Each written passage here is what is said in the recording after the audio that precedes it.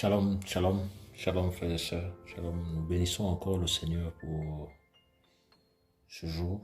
Nous bénissons le Seigneur et nous lui rendons toutes les actions de grâce. Voilà, ce matin nous voulons encore partager la parole du Seigneur, le roi, notre Papa céleste. Voilà, il est 14h38. Voilà, nous voulons encore nous édifier ce soir, voilà, par la grâce du Seigneur. Père Saint, merci pour ton amour, merci pour ta fidélité. Enseigne-nous tes voies, Seigneur. Parle-nous, parce que tu es fidèle. Parce que tu es fidèle. C'est en ton nom, Seigneur, que nous avons ainsi prié. Au nom de Yeshua, notre Seigneur, notre Maître. Amen. Donc nous allons prendre nos Bibles dans le livre de Yeshaya, chapitre 6, à partir du verset 8. C'est l'histoire du prophète. Voilà.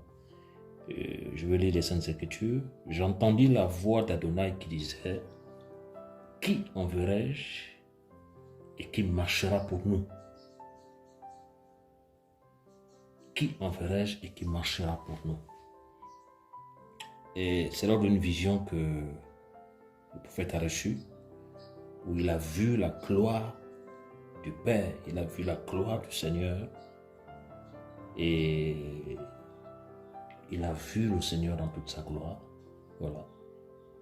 Voilà. Il a vu le Seigneur dans toute sa gloire. Il a reçu cette vision-là. Voilà. Il a vu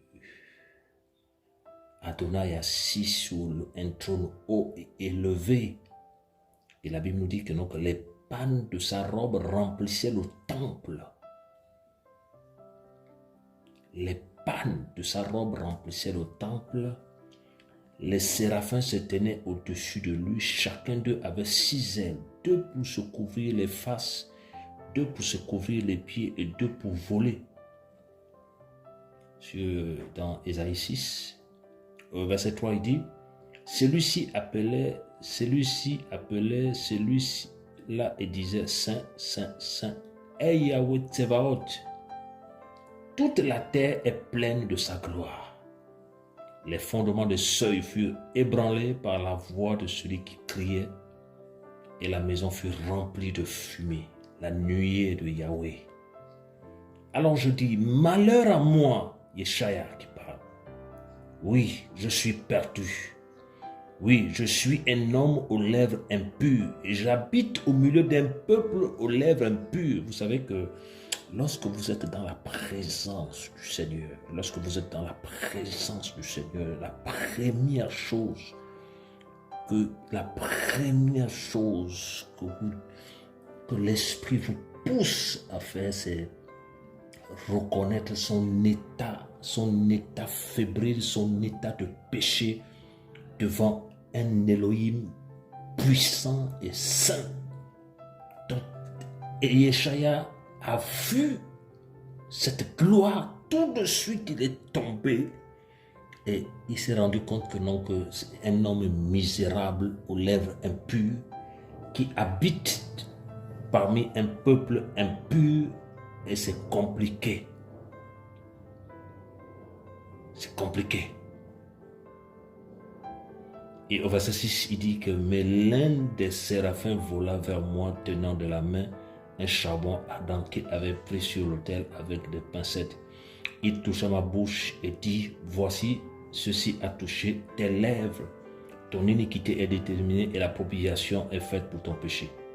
Verset 8, c'est ce qu'on avait lu tout à l'heure. C'est là où est notre partage grâce au Seigneur. Et j'entendis la voix d'Adonai. Frère, Yeshaya a entendu pas la voix d'un homme, pas la voix d'une femme, pas la voix de quelqu'un, la voix d'Adonai. Il a entendu la voix d'Adonai. Il est entré dans la présence du Seigneur et il a entendu la voix d'Adonai. Et cette voix disait: qui enverrai-je et qui marchera pour nous?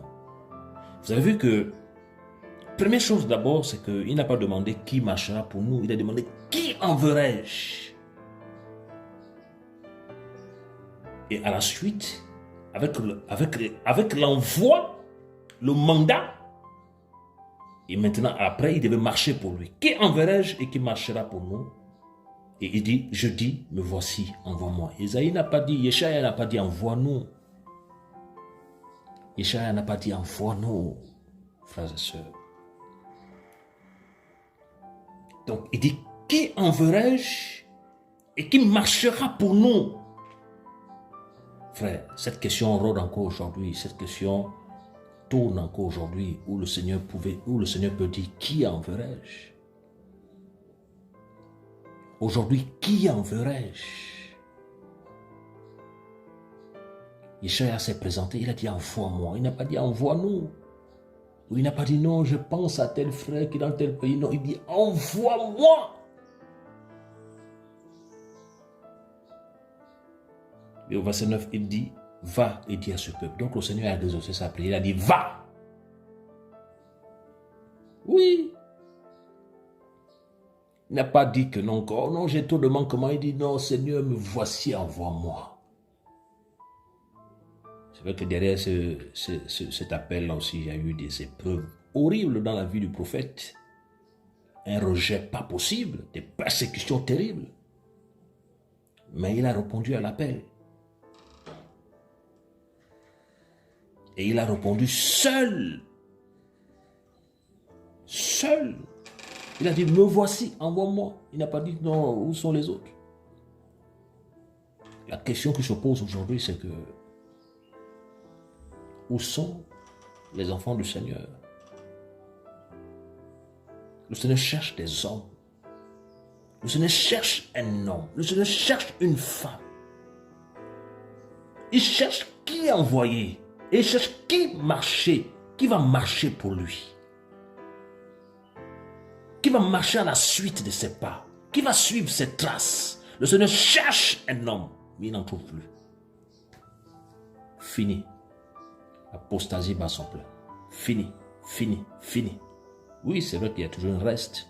Mais actuellement, les vrais enfants du Seigneur, on les compte. Les vrais enfants du Seigneur, on les cherche. On ne parle pas de ceux qui se disent pasteurs. Non, ils n'ont jamais été appelés du Seigneur. Ceux qui se disent anciens, ils n'ont jamais été appelés du Seigneur. Non, on ne parle pas de cela. Cela, c'est les vrais. Mais on parle des vrais enfants du Seigneur qui ont reçu l'appel et qui se sont découragés à cause du monde, qui se sont découragés à cause des combats des autres chrétiens, à cause du regard des autres chrétiens, à cause du fait que, non, que beaucoup de chrétiens ne les appellent plus, les délaissent, tout ça là. Non, tu ne dois pas abandonner la marche à cause de ça. Non! Tu ne peux pas abandonner la marche parce qu'on ne t'appelle plus. Tu ne peux pas abandonner la marche parce qu'on te déteste. Tu ne peux pas abandonner la marche parce que les gens non plus ne veulent pas te voir alors que tu crains le Seigneur. Non, tu dois continuer la marche. Tu dois continuer la marche. On va lire le psaume 27. J'aime bien ce psaume-là. C'est David le roi. Psaume 27 de David. Yahweh est ma lumière. C'est David, hein? Il dit Yahweh est ma lumière. Il n'a pas dit que non, qu'une église est ma lumière. Jamais. Il n'a pas dit qu'un ministère est ma lumière. Jamais. Il dit Yahweh est ma lumière. Donc ça veut dire quoi? Ça veut dire que non, que tout ministère qui présente Yahweh a la lumière. Et là, je peux t'écouter. Il dit Yahweh est ma lumière et mon salut. De qui aurais-je peur? Donc David a reçu une grosse révélation. Que Yahweh est sa lumière. Et le Mashiach, quand il arrive, il dit, je suis la lumière du monde. Celui qui me suit ne marchera pas dans la ténèbre. Oui, frère. David dit que Yahweh est ma lumière et mon salut. Donc ton salut, ce n'est pas un homme. Ton salut, ce n'est pas une église. Ton salut, ce n'est pas un pays. C'est Yahweh qui est ton salut. Donc David pouvait dire que non, que celui qui l'éclaire, c'est Yahweh. Celui qui le conduit, c'est Yahweh. Celui qui apporte l'illumination, c'est Yahweh. Donc Yahweh est ma lumière.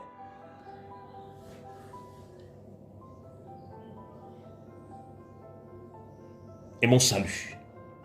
David reçoit que Yahweh est sa lumière et Yahweh est son salut. Et il dit, de qui aurais-je peur? Donc en fait, là ici, il parle de l'humain, le mortel. Il dit, mais Yahweh est ma lumière, il est mon salut. Pourquoi avoir peur du mortel? Pourquoi avoir peur du mortel? L'homme mortel. Pourquoi? Et il continue. Yahweh est le soutien de ma vie. De qui aurais-je peur? Donc David a compris que le soutien de sa vie, ce n'est pas un homme. Que le soutien de sa vie, c'est Yahweh. Celui qui soutient sa vie, celui qui, quand il dort, il le garde, c'est Yahweh. Quand il est en difficulté, celui qui l'aide, c'est Yahweh. Et dans le psaume 23, il dit que Yahweh est mon berger. Alléluia. Et je ne manquerai de rien. Qui est ton berger? Qui suis-tu? Qui est ton berger? Qui est ton berger? C'est Yahweh. C'est Yahweh ton berger. Ce n'est pas un homme, c'est Yahweh ton berger. Yahweh est mon berger. Le psaume 23. Alléluia. Psaume de David. Yahweh est mon berger. Je ne manquerai de rien. Et oui. Je ne manquerai de rien. Mais pourquoi cette génération-là, elle manque? Pourquoi cette génération-là a des manquements? Pourquoi cette génération-là est complètement dans l'apostasie totale? C'est parce que le berger, c'est plus Yahweh. Il dit, je ne manquerai de rien. Verset 2, il dit, il me fait reposer dans des pâturages. Il me fait reposer dans des pâturages d'herbes vertes. Il me dirige près des eaux de repos. Il me dirige près des eaux de repos. Verset 3.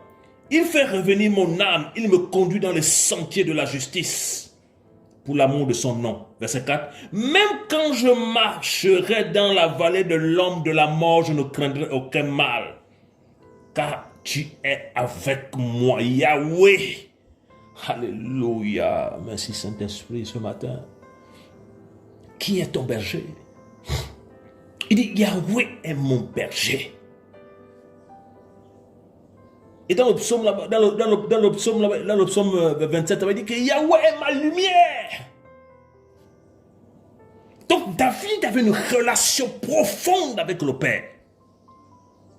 Voilà pourquoi il était tout le temps dans la victoire. Parce qu'à chaque fois, quand il devait aller dans une bataille, il consultait Yahweh. Et quand le Seigneur lui partait, il avait la victoire. Parce que la réussite ne dépend pas de l'endroit où tu pars. La réussite ne dépend pas de l'endroit où tu vas tout le temps. Non, la réussite, c'est Yahweh. L'élévation ne vient ni de l'Orient ni de l'Occident. C'est Yahweh qui élève. Donc tu perds ton temps quand tu cherches l'élévation auprès d'un homme. Tu perds ton temps quand tu cherches l'élévation auprès d'un mortel. Nous sommes assis dans les lieux célestes. Donc nous avons déjà la position la plus élevée. Donc ne cherche pas à être vu par les hommes. Cherche à plaire au maître. C'est lui qui te donnera le succès. Et le succès n'a rien à voir avec les choses de la terre. C'est la réussite dans la marche.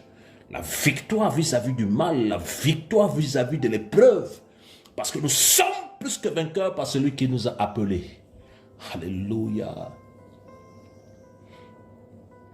Donc si Yahweh est ton berger, n'aie peur de rien. Si Yahweh est ta lumière, n'aie peur de rien.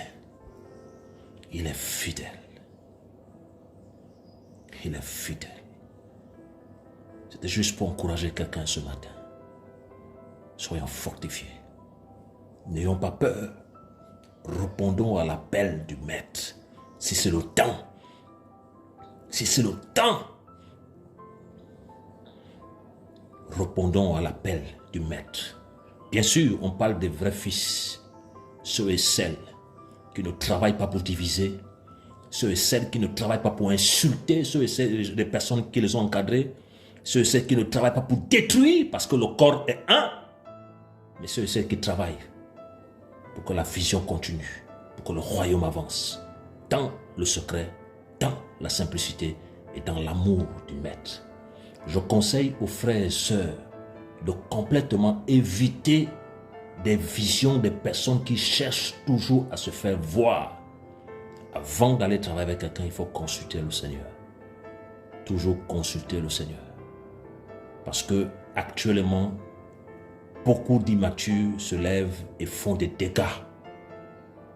Font des dégâts énormes. Donc il faut prier le Seigneur. Prier le Seigneur. Et compter plus sur le Seigneur. Parce que Yahweh est notre berger. Que le nom du Seigneur soit béni. Shalom à tous.